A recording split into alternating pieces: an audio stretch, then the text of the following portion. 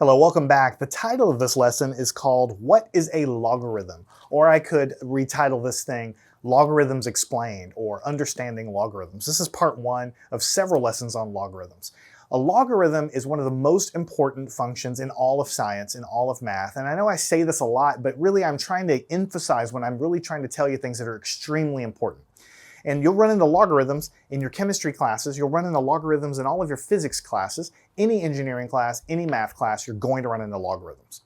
So it's not every day I can teach you about a function this important. I remember the very first time I got introduced to using a logarithm in a chemistry class. I went up to the teacher because the pH scale, you probably heard of pH in chemistry, has logarithm in its definition. It's the negative logarithm of hydrogen ions in a solution. That's a crazy, complicated sounding thing, but basically it's the logarithm of a number, right?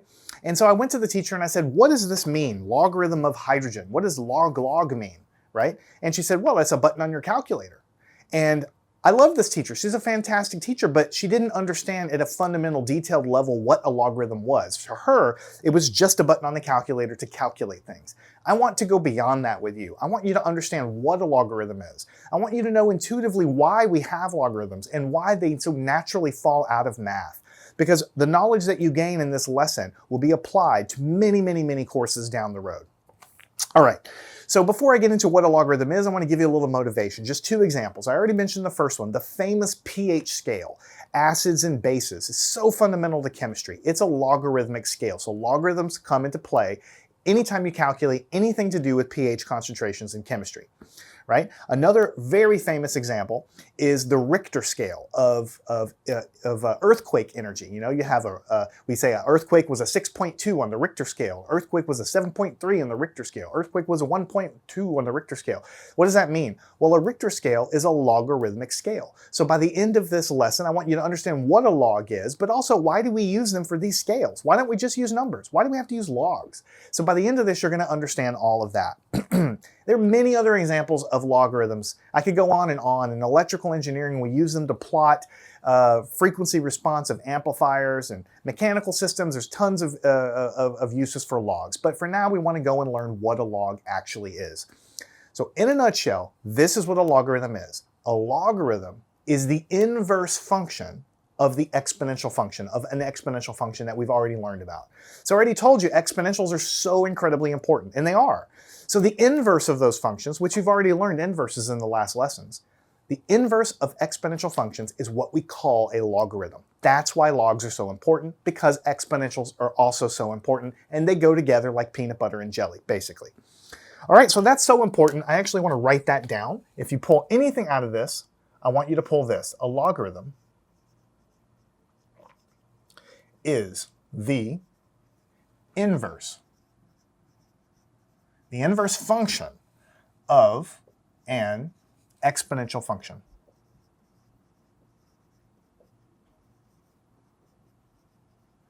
I don't always write definitions out, but this one's extremely important. So I'm going to keep that in the top. It's the inverse function. And if you remember, what is an inverse function? We already talked about that in the last lesson.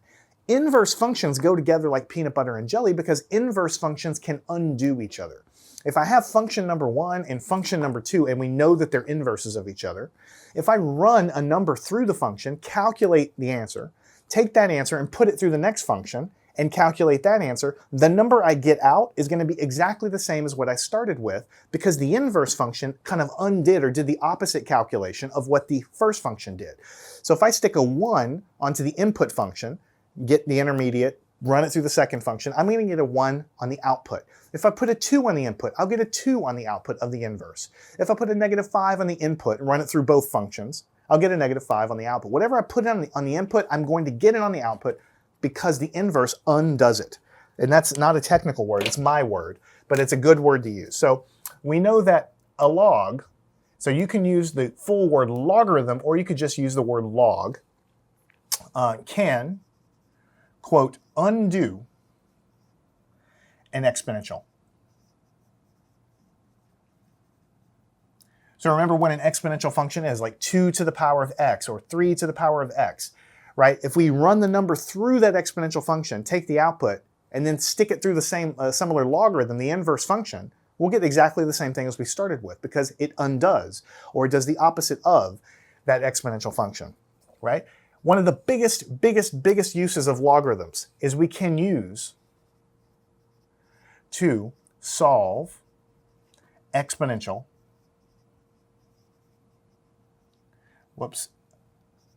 equations. I hate it whenever you look in a book and it explains what something is, but you have no idea why it's useful or even if it's very important. This one's super important because we can use logarithms to solve equations that have exponentials in them. Why? Because every equation we solve, we always have to do the opposite, right? The opposite operation to get the variable by itself. If you add something to the variable, you might do the opposite. You might subtract. That's, by the way, an inverse kind of operation. If you multiply in the equation, then you might have to divide to get x by itself. If you have a square, you might do the opposite, a square root, right? We've been doing this forever, right? But now that we know what an exponential function is, we might often have to do the opposite of that thing to get the variable by itself. The opposite is going to be what we call the logarithm. So that's why logs, one of the reasons why logs are so important. Now here's our roadmap. I'm going to write down the definition of a logarithm. We're going to work a few very simple problems so you know how to handle it. And then we're going to draw some graphs to show you that the inverse of an exponential really is a logarithm and what the graph of a logarithm looks like. And then at the end of the lesson, I'm going to go into a lot more detail about why we use logarithms in the Richter scale and pH and some other applications because I want you to understand why we care, because that's really the point of this thing. So here we have enough space. Let's go ahead and write down the definition of the logarithm. So here's what a logarithm is. A logarithm is the following thing. And I know it's a mathematical weird definition. I'm going to make it very clear for you. If the number b, this is a letter, but we're going to call it a number b, and the number n are positive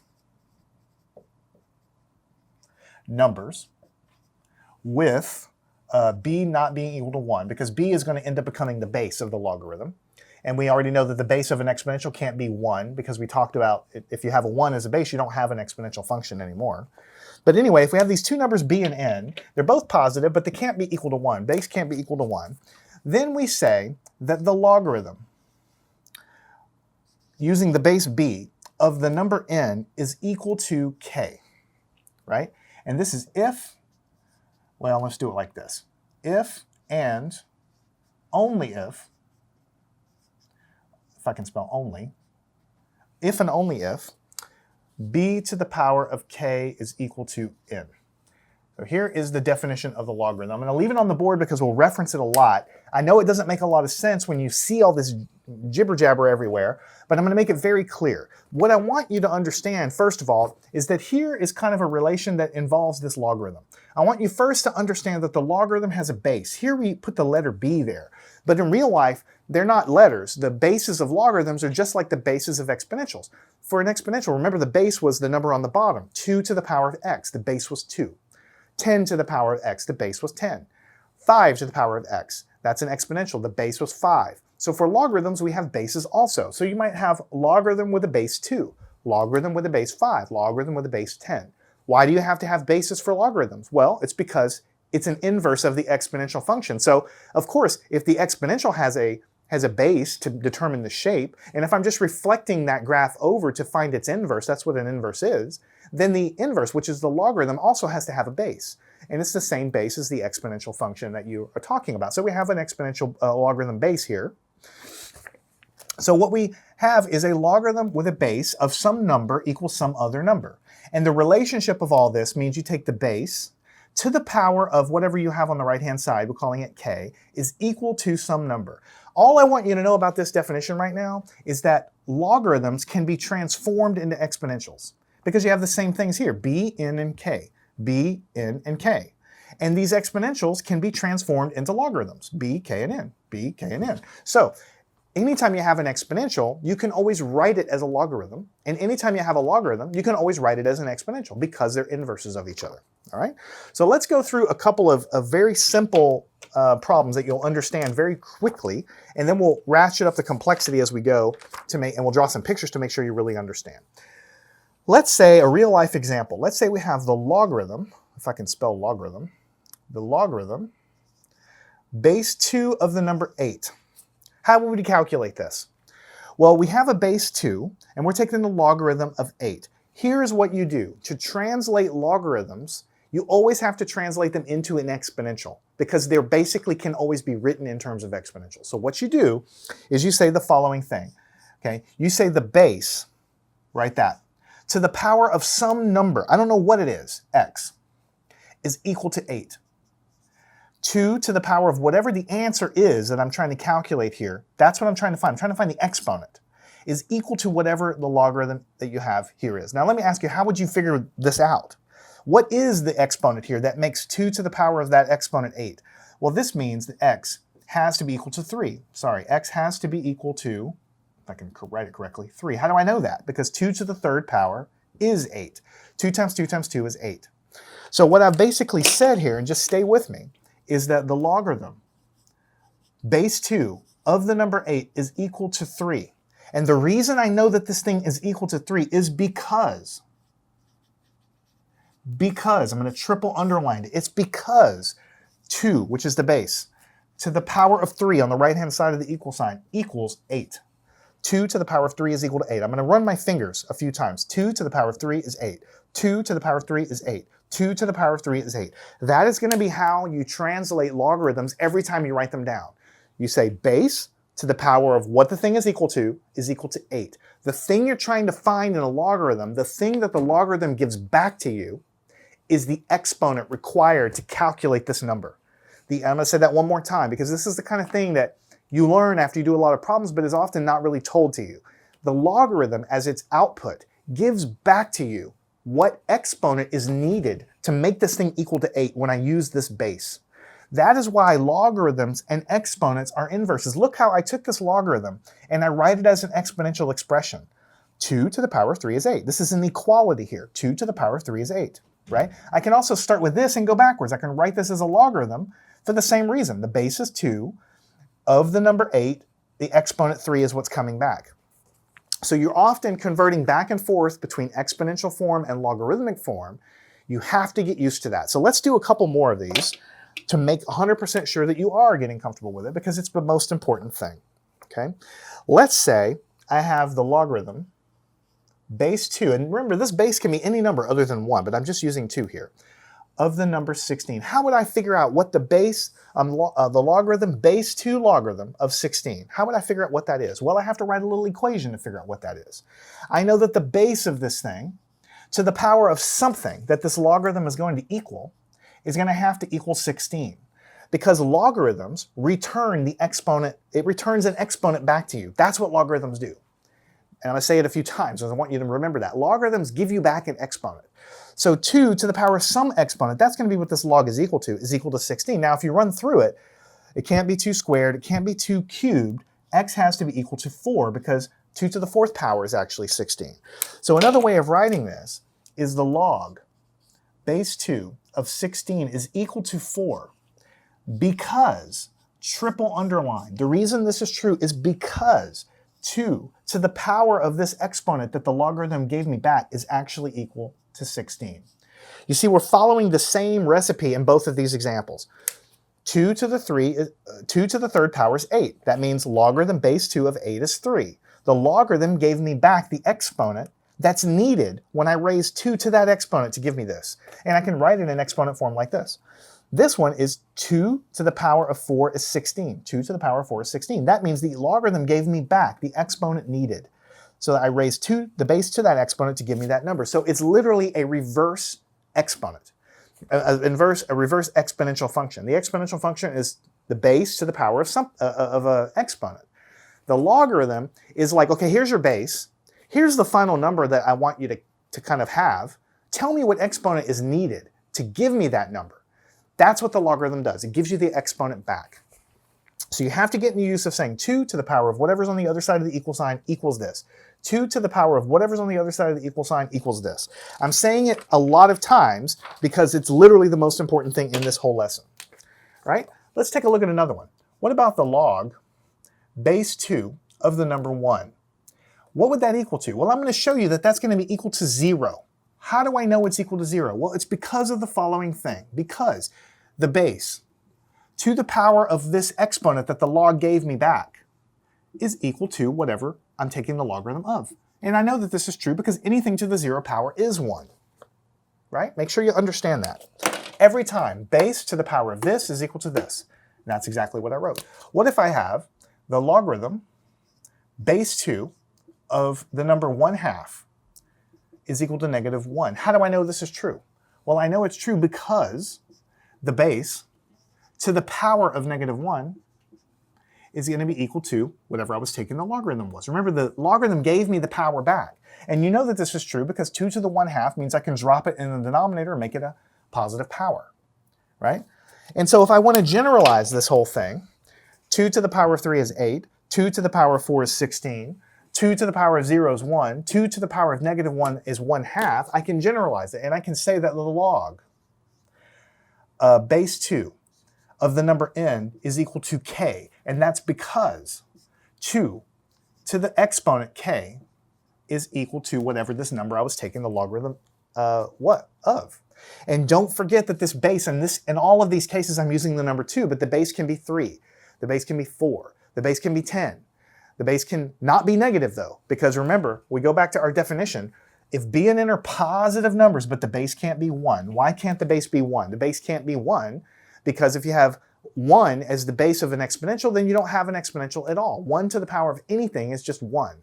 And you can't have negatives for the base for the reasons we talked about in the exponential function because you don't have an exponential function there either. Go back to the lesson on exponentials if you forget that. So the base has to be the same kind of base as an exponential function. It has to be positive, and the base can't be 1. So it has to be bigger than 0, but it can't be 1. Now this definition should make a little more sense. The log base b of the number n is k, if and only if b to the power of k is n. b to the power of k is n, exactly as we've done it with numbers down here.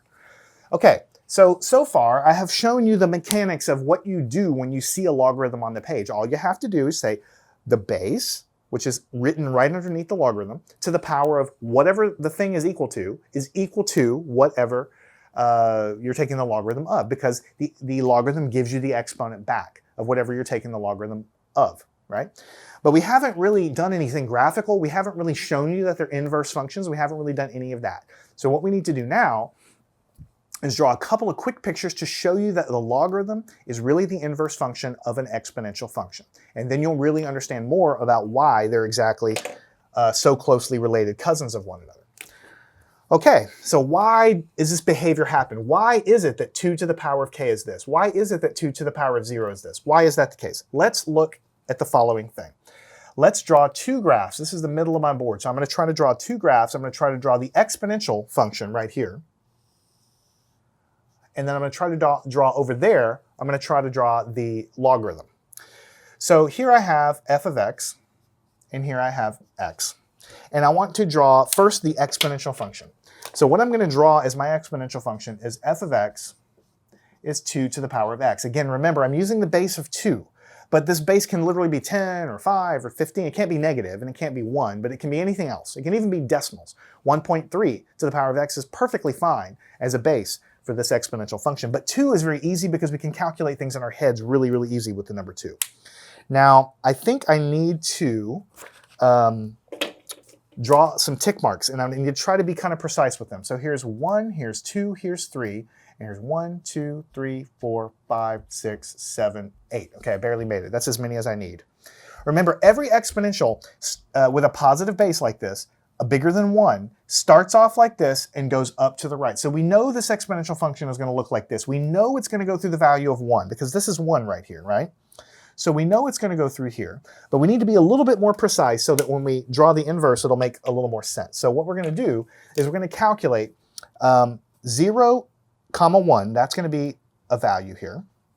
And then when we put the value of 1 in here, this is 1, this is 2, this is 3, we put the value of 1 in here, 2 to the 1 power is going to be 2. So it's going to be up right here at 2, right? Now we put 2 in here, it's going to be 2 to the power 2 is 4. So here's 1, 2, 3, 4. So it's going to be something like this. Okay, and then 3, so 2 to the power of 3 is going to be 8, so that's why I needed 8. 2, 3, 4, 5, 6, 7, 8, it's going to be 8, and then it's going to be something kind of like this. All right, so you see it's not a straight line. If it was a straight line, it would be like this, but you see it's curving. So what we need to do is attempt and I'm probably going to mess this up, but it needs to go something like this. It needs to go through this point, through this point, through this point, and then up. It's not perfect, but I'm not going to erase it because it's actually close enough. It goes through all of these points. Now I need to label some points because I'm going to draw these same points over in the logarithmic curve, okay? What do we have right here? Well, this point goes over here. It's 2 to the power of 3. That was equal to 8. The base 2 to the power of 3, it was equal to 8. That's why we landed right there. Okay, this one is, I'm going to save that one for later. This one right here is, over here, we can draw a little line right here. It's 2 to the power of 1. 2 to the power of 1, that's equal to 2. Now we know that this is 2 to the power of 2, right? So I can kind of draw this one here as over here. This is going to be 3 comma 8. This is 3 comma 8. And this one is 2 comma 4. And this one right here is 1 comma 2. And this is just the intercept right there, okay?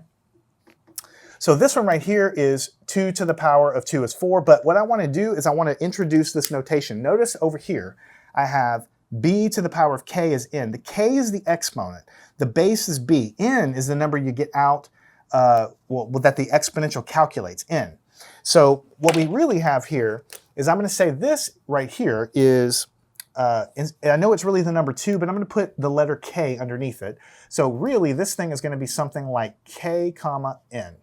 Why? Because 2 to the power of k was equal to n. Yes, I know it's at the number 4, but I'm generalizing it because I want to map it over. You'll see why I'm going to generalize it later. So it's really the number 2, but let's call it the letter k because any of these numbers can be k. I'm going to run it through. It's going to be 2 to the power of k. That gives me the number back. We know it's really the number 4, but that's pretty much what it looks like right there, okay? Now what we want to do is we want to draw the inverse of this exponential function. The inverse, remember, is the function that you get when you draw a diagonal line at 45 degrees, which is this line, y is equal to x, and you flip this thing over, okay? Now, I don't have room on this graph, so what I'm going to do is go over here and try to draw it right here. So here is this. I'm going to try to draw it as good as I can. I'm not going to probably do a great job. And this is not going to be f of x. This is going to be f inverse of x, right? The inverse function, which means that I have to draw kind of this diagonal line here, which I will do as a little reference. It's going to be a diagonal line, and this diagonal line is the equation y is equal to x. And we're going to essentially, you have to pretend it's here, and you map it, and you flip it over, right? So how many tick marks do I need? Let's try to use the similar colors. Let's go, if you think about it, this is going to flip down, so you need 8 this direction. 1, 2, 3, 4, 5, 6, 7, 8. That's 8. And then let's just do 1, 2, 3, 4. All we need, I think, is 4 in this direction, like this. All right? So what's going to happen is this thing is going to get mapped over here. So what's going to happen is, let's extend this guy down just a little bit. Remember, the inverse function takes all of these points and it interchanges them. This point gets interchanged. This point gets interchanged. That's how the mapping happens. So we know that 0, 1 is here. So that means it needs to go through 1, 0. 1, 0 right here. Actually, let's do it right here. 1, 0. It needs to go through this point right there. 1, 2 is a point. That means 2, 1. 2, 1. This needs to be a point because I flip it around. 2, 4, that means 4, 2 needs to be a point. 1, 2, 3, 4, 1, 2 means this guy right here. 1, 2, 3, 4. Whoops, I did the wrong one. It's right next door, right here. 1, 2, 3, 4, 2. And then 3, 8 means flip it over, 8, 3. This is 8, 3. This point needs to be in right here. So all I tell you is take these, I flip them around, you draw the points, and then you can kind of see that it's going to bend over like this.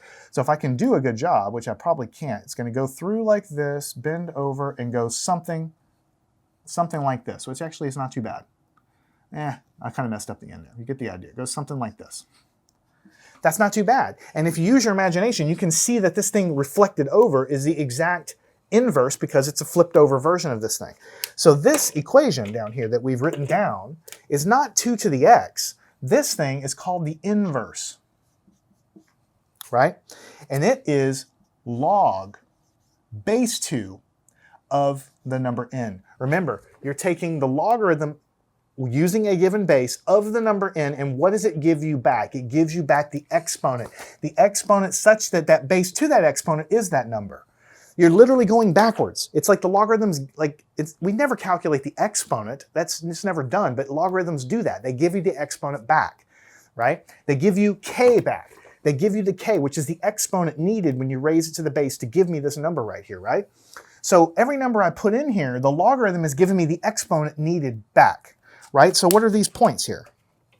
Okay, this point means that I put 1,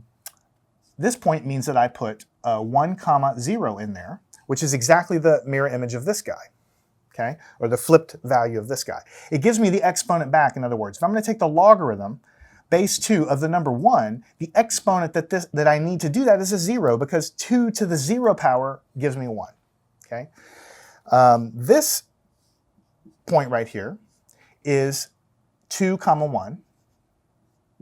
Because if I'm taking the logarithm, base 2 of the number 2, I'm going to get a 1 back. I need an exponent of 1 to do that. Okay? This guy is, I'm going to write two things down. It was 2, 4. It's really 4, 2. However, I'm going to also write it as, instead of k dot comma n, it's n, k. Because what I'm doing is I'm putting the number in that I want to take the logarithm of, and it's giving me the exponent back. In this case, the exponent was 2, but in general, it's giving me the exponent k back. And then this last one here is, instead of 3, 8, it's 8, 3. So remember, what did I say exponential functions do? I'm sorry, what did I say inverse functions do? It undoes, or it does the opposite of the original function. So if I have a function here, number 1, and a function here, number 2, and I put the number 1 in there, then I'm going to get some value out. And I take that and I put it through the inverse. And I'm going to get some other number out, but the number I get out will be exactly the same as what I put in, because it kind of undoes the function, the first calculation. If I put a 2 in and run it through both of them, I should get a 2 out. If I put a 10 in and run it through both, I should get a 10 out. So let's look at that. In this exponential function, if I put a 3 in as an input, I'm going to get an 8 out of this exponential function. But if I take this 8 and I put it through the second function, I'm going to get a 3 out. 3 is exactly what I put in to begin with. If I put a 2 into this original function, I'm going to get a 4 out. But if I put that 4 in here, I'm going to get a 2 out, which is exactly what I started with. So you see, these are inverse functions, because whatever I put into the exponential function, and then I run it through the inverse, which is the logarithm, with the same base. The base has to be the same. What I get out is exactly what I put in. And that means, of course, this is a mirror image reflection of this thing here. So you need to remember two things about this graph. Number one, this is a logarithm. It gets infinitely close to the axis here. It's an asymptote, but it goes off to infinity this way, but it bends over very, very quickly like this.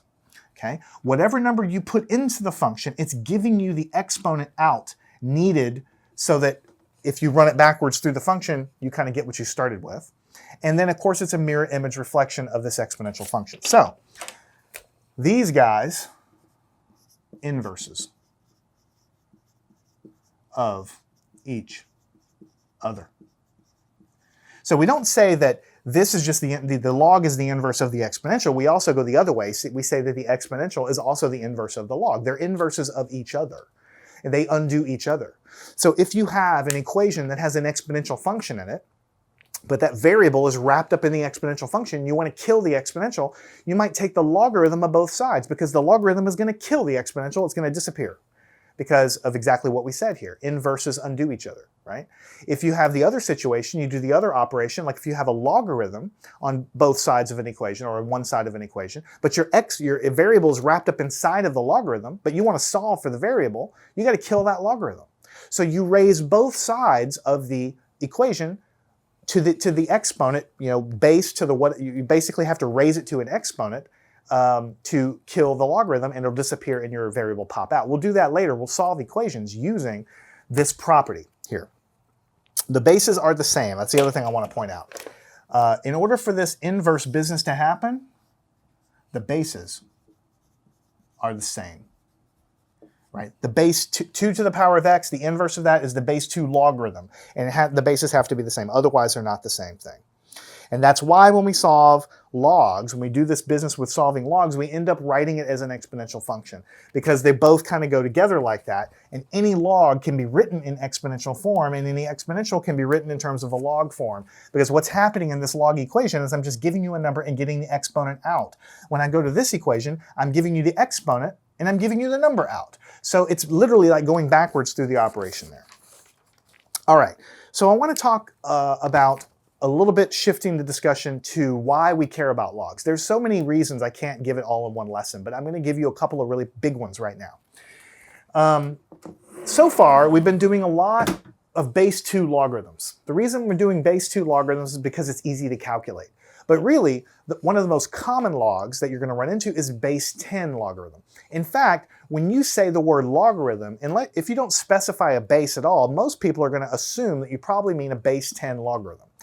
And later on in the class, we're going to talk about base E logarithms, the special number E. We'll talk about that later. We're not going to get into that now. That thing is called the natural logarithm. We'll talk about that much later. For now, let's focus on the other special logarithm, which is the base 10 logarithm.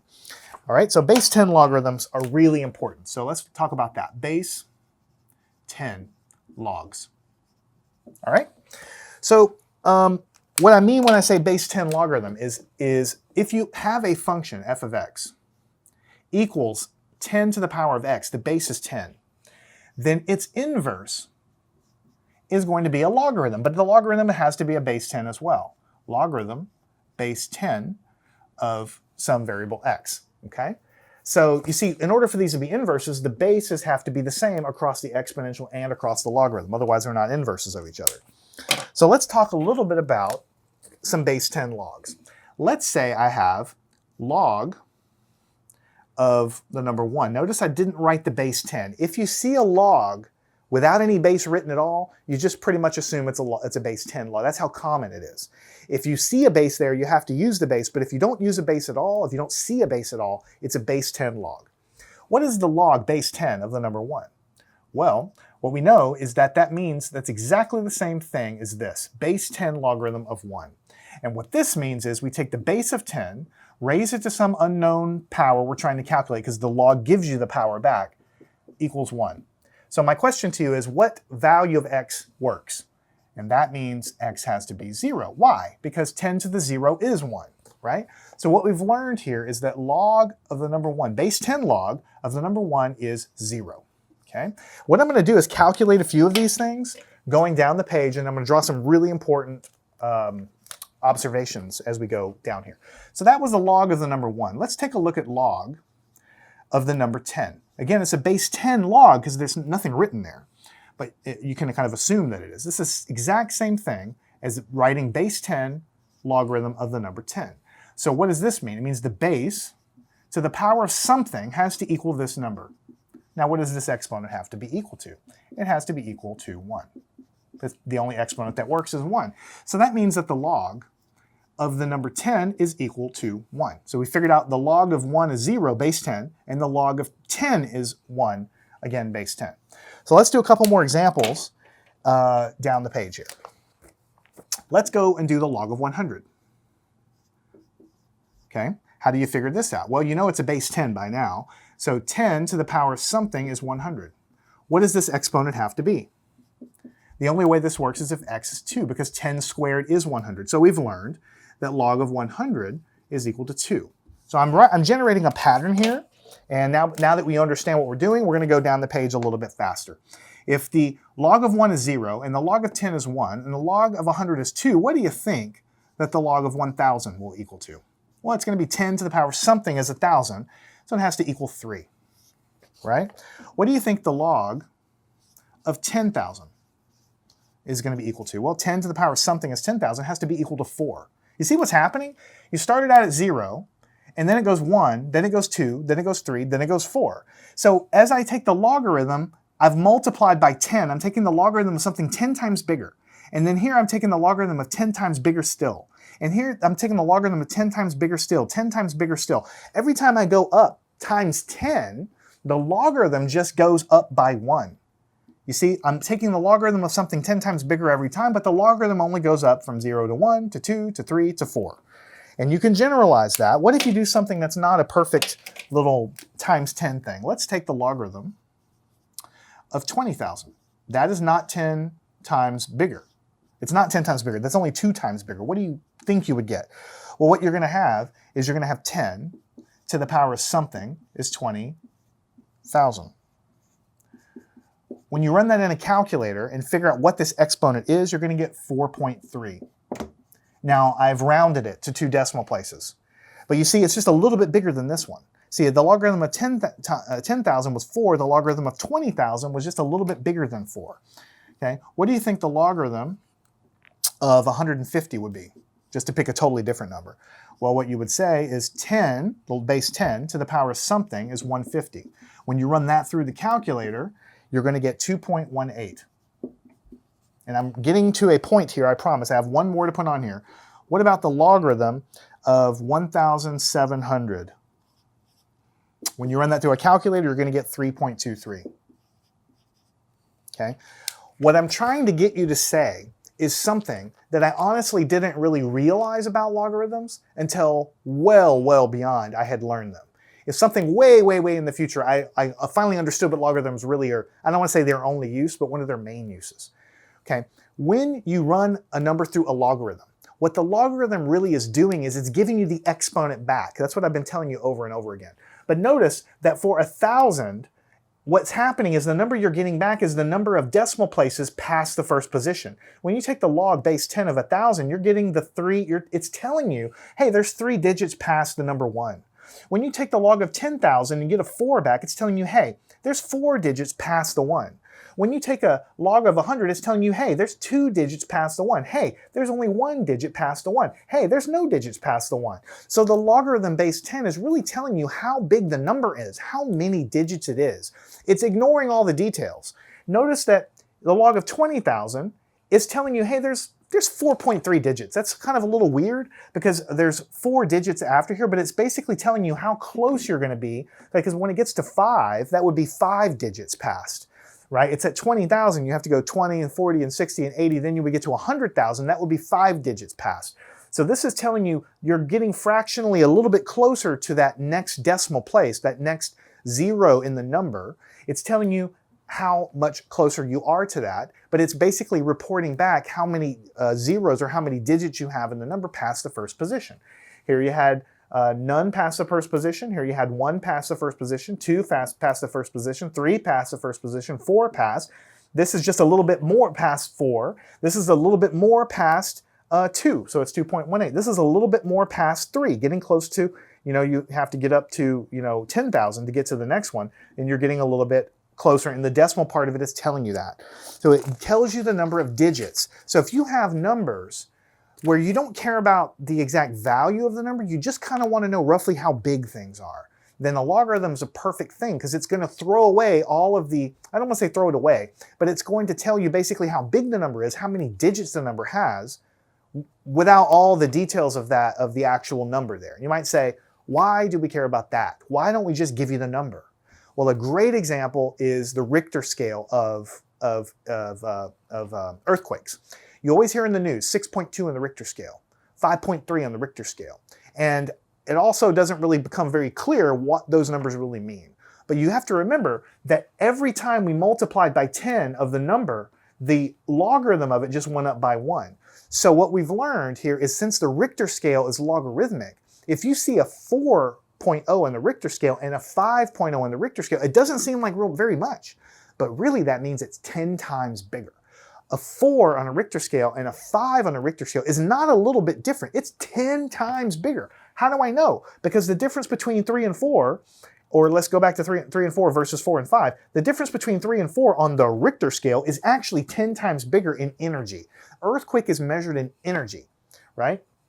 So if you had a situation in an earthquake, right? I'm not an earthquake scientist, okay? But here you're basically measuring energy. Energy of the earth coming out in terms of, this guy here. Let's talk about versus time. So energy versus time. An earthquake probably starts, small, and it gets really powerful, and it gets really small again, right? So what you have with earthquakes is there is a huge amount of difference in energy released, right? So what might happen is you might start out really, really, really low on this energy scale. It might be really, you can't even read it on this graph. And you have a little spike here, a little bit bigger spike. And then the main part of the earthquake comes, it goes really, really big, really, really big. And it has junk down here you can't even read. And then it's really, really big again, really, really big again. And then it gets off the chart and it comes back down like this. You see, a graph like this isn't that useful to us. I mean, it is useful. It does tell you how big everything is, but the problem is I can kind of read these, but I can't read any of this stuff down here because at this scale, the tiny little wiggles at the bottom are impossible to read because they're just so small compared to everything else. And the reason they're so small is because there's a huge difference in energy released in the beginning of the quake to the middle of the quake, right? So what you need is a way to tell me how big these different parts of the earthquake are, or how big different earthquakes are, without using the actual numbers, the actual energy numbers, because the energy numbers are going to be huge, 100 million trillion, and then another earthquake might be 100,000 or 5,000. And that number is just so different that you can't graph it like that. So what we do is instead of reporting the energy numbers of the earthquake, we take the logarithm. Right? Now, the actual Richter scale is a little more complicated than this, but basically you're taking the logarithm. So notice that when we multiplied, like the difference here in energy here to the energy here might be a difference of 100 or a difference of 1,000. It's hard to graph that, but the difference between 100 and 10,000 is just a difference of 2 points on a logarithm scale. So actually we graph these earthquakes on what we call logarithm scales. We take the logarithm of all the data, and that basically gets rid of all the details, and it just tells me how many digits, because the numbers are so huge. I only care about how many digits are in there when it's little versus when it's big. So the actual Richter scale looks something like this. So it's called Richter scale. And again, I'm not an earthquake scientist. I grabbed these right off Wikipedia, right? So a 1 on the Richter scale is called a micro. You basically can't even feel that. A 2 on the Richter scale is called a minor earthquake. 3 is also characterized as minor. You probably feel that, but you're not going to be that scared by it. A 4 is going to be called a light. Light, you're going to have some damage, but probably not very much. A 5 is going to be moderate. A 5 is when you're going to start reporting these things on the news. A 6 on the Richter scale is a strong. A 7 on the Richter scale is a major. Right?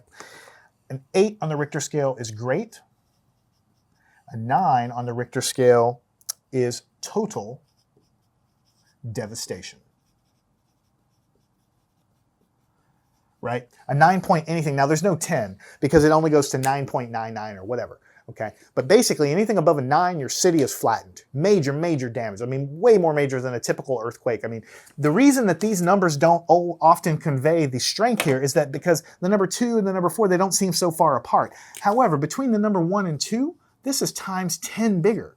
Between 2 and 3, this is times bigger than that again. So that means between 1 and 3 is actually 100 times bigger because 10 times 10, right? This is times 10. This is times 10. And then from here to here is times 10, and then you have times 10. You get the whole idea.